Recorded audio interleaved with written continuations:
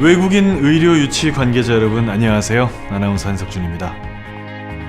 의료 관광이라 불리는 외국인 환자 유치업. 사업 첫해 외국인 환자는 6만 명에 불과했으나 최근에는 30만 명에 이르며 가파르게 성장해왔고, 이 지역별로 보면 인근 국가뿐만 아니라 세계적으로 다양한 나라에서 방문하고 있는데요. 성형 분야 외에도 암, 척추관절, 난임시술과 같은 중증 질환 치료를 위해 찾는 경우도 늘어나고 있습니다. 이렇게 외국인 환자가 늘어나는 만큼 그에 따른 의료 분쟁이나 갈등들도 생겨나게 됐습니다.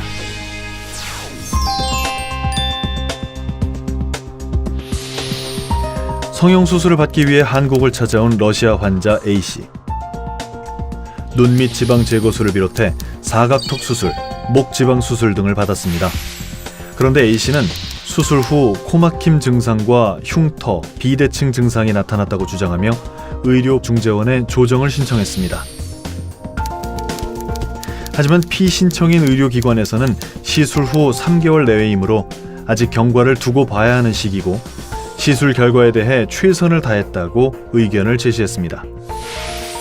이에 해당 증상들을 의료상 과실로 인정하기 어렵다고 판단했고, 다만 한국어나 영어로 의사소통이 힘든 러시아 환자 A씨에게 의료 시술에 관한 설명이 충분히 되지 않았다고 결론 내렸습니다. 이런 경우는 외국인 환자를 대할 때 빈번하게 발생하는 분쟁인데요. 이런 분쟁을 사전에 예방하려면 인쇄된 동의서에 서명만 받는 양식은 지양하고, 해당 국가의 언어로 된 동의서, 시술에 대한 통역을 비롯한 상세한 설명이 필요합니다. 또 짧은 시간에 많은 시술을 동시에 시행하는 것도 자제해야 합니다.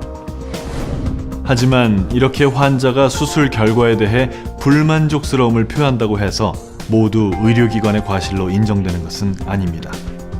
다음 사례에서 살펴보시죠. 중국인 B씨는 한 병원에서 안면 거상술 코 성형 수술을 받았습니다. 성형 수술을 받고 2년이 흐른 후 외모를 더 개선하기 위해 안면 거상, 휜 코 교정, 지방 이식, 안검 하수 등의 수술을 추가로 받게 됐는데요.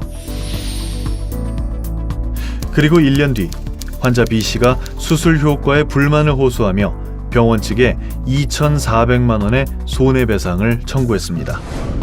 이 사례의 경우 시술상의 과실 유무, 그리고 인과관계와 설명 의무 관련 사항 등을 면밀히 검토한 결과 병원의 수술 방법이나 시행은 대체로 적절했고, 1년이 지난 상황에서 좌우 비대칭을 주장하는 것이 수술상 과실로 보기 어렵다는 판단을 내렸습니다.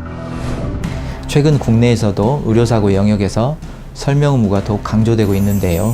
외국인 환자의 경우에 언어적 장벽을 감안하여 통역, 번역 등 설명 의무를 다하는데 더 철저하게 신경을 써야 합니다. 외국인 환자 진료 전반의 과정에서 전문가로서 높은 주의 의무가 있고 책임이 따를 수 있다는 점에 유의해야 합니다. 특히 미용시술의 경우 법원에서는 설명 의무를 다했는지 여부에 대해 더욱 엄격하게 판단하고 있다는 점도 알아두셔야 합니다. 의료사고로 인한 분쟁이 발생하게 되면 한국의 의료기관에 대한 부정적인 입소문으로 환자가 감소하고, 의료기관에도 손해배상으로 인해 부정적인 영향을 미치기 때문에 사전 예방에 노력을 기울여야 합니다. 그렇다면 외국인 환자와의 의료사고와 분쟁을 예방하기 위해 필요한 것은 무엇일까요?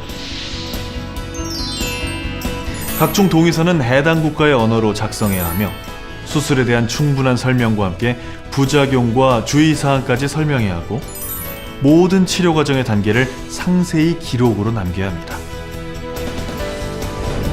안전한 대한민국의 의료 문화를 전 세계에 전파하는 일, 기본을 지키고 원칙에 충실한 자세에서부터 시작된다는 것 꼭 기억해 주시기 바랍니다.